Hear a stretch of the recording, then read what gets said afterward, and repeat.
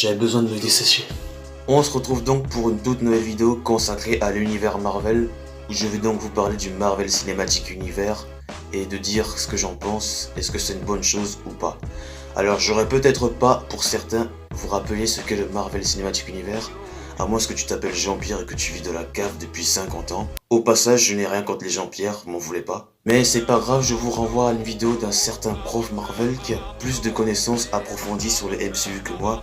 Le lien sera donc dans la description. Abonnez-vous aussi à sa chaîne, il fait du super taf. Qu'est-ce que j'en pense donc du Marvel Cinematic Universe? Alors, pour tout vous dire, il y a 3 ans, en 2016 pour être exact, je connaissais pas du tout le MCU en fait. Le premier film que j'ai vu au cinéma du MCU, c'était Captain America Civil War.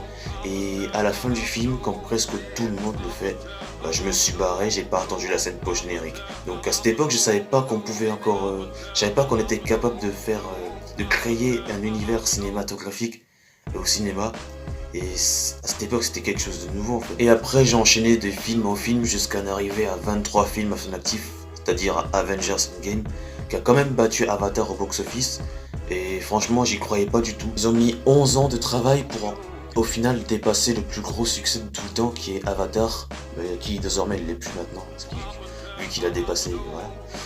Franchement, c'est quelque chose de faux en fait, parce qu'il y a 11 ans, on ne s'imaginait pas en fait créer un univers avec plusieurs personnages qui sont connectés, et puis après en faire un film qui réunit tout le monde.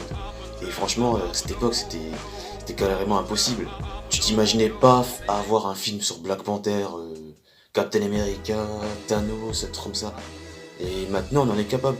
On est capable, on a assez de main-d'œuvre pour produire des trucs comme ça au cinéma. Et franchement, j'ai aussi hâte pour ce qu'ils annoncent pour la suite, notamment pour la phase 4, qui sera très cosmique et qui sera très différent par rapport à ce qu'on a vu. Pour un tel travail, c'est juste un truc de ouf en fait. Et franchement, que dire en fait, que dire. C'est donc pas pour autant que le MCU est une bonne chose, il y a quand même quelques défauts, mais j'en reparlerai peut-être dans une autre vidéo, on en passera quand même des heures. Il y a aussi une grande différence entre les films et les bandes dessinées. Comics, c'est pas les mêmes histoires, c'est pas les mêmes schémas narratifs. Même les personnages physiquement, ils ne se ressemblent pas. Je prends un personnage Drax par exemple dans les Gardiens de la Galaxie, c'est pas exactement le même personnage que dans les comics. Parce que dans les comics, selon certains, c'est quand même l'un des personnages les plus puissants de l'univers Marvel physiquement, si je me trompe pas. Donc je ne suis pas lecteur de comics, alors dites-moi dans les commentaires si je me suis trompé au cas où, donc voilà, ça peut arriver. En ce moment, je prépare une vidéo sur mon top 25, non, mon top 23 sur les films du MCU. Je vais quand même pas vous le dire là maintenant parce que sinon on y passera quand même des heures. Et comme je l'ai dit dans mon autre vidéo, je ne suis pas qualifié pour faire une vidéo de longue durée. Pour que ça arrive, il va falloir attendre. Et pour vous donner mon avis final sur le MCU, oui, j'aime le MCU, j'adore. J'ai vraiment hâte pour ce qu'ils annoncent pour la suite, pour la phase 4 et tout. J'ai vraiment hâte de découvrir de nouveaux héros qui vont débarquer très prochainement.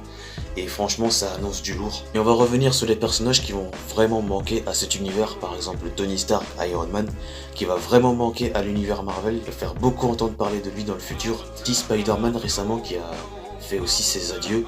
Tom Holland restera quand même dans le rôle, mais ça ne sera plus le Spider-Man qu'on connaissait avant. En tout cas, si tu as aimé la vidéo, n'hésite pas à faire part dans les commentaires et à t'abonner si tu es nouveau ou que tu es venu ici par hasard. Tu t'abonnes et puis voilà.